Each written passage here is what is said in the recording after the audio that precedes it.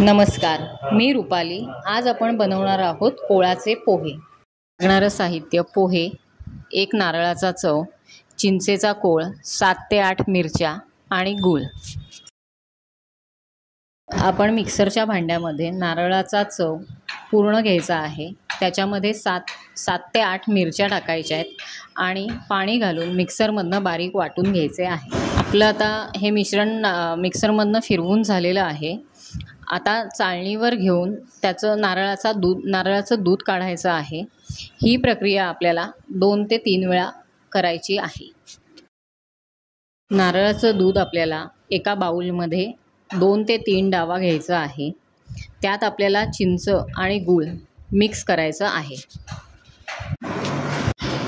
चिंच आपल्याला डायरेक्ट दुधात टाकायची नाही आहे, कारण दूध फाटण्याची शक्यता असते। त्यामुळे आपल्याला ते मिश्रण चिंच गुळाचं मिश्रण सेपरेट घेऊन नंतर ते कोळामध्ये मिक्स करायचं आहे। आपला आता हा चिंचेचा कोळ तयार झालेला आहे। त्यात आपल्याला चवीपुरतं मीठ टाकायचं आहे आणि हे सगळं मिश्रण आपल्याला नारळाच्या दुधामध्ये मिक्स करायचे आहे।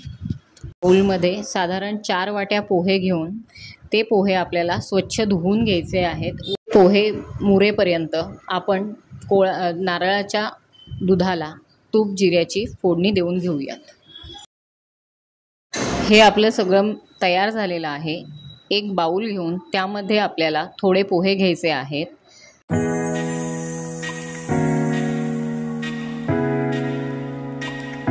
नंतर त्याच्यात आपण तयार केलेला कोळ घालायचा आहे।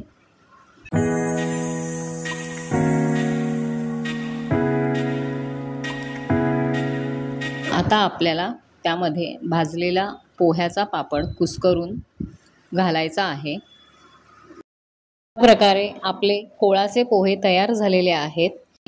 हे कोळाचे पोहे नक्की ट्राय करा आणि तुम्हाला कसे वाटले हे मला कमेंटमध्ये सांगा आणि व्हिडिओला लाईक, शेअर, सबस्क्राईब करा।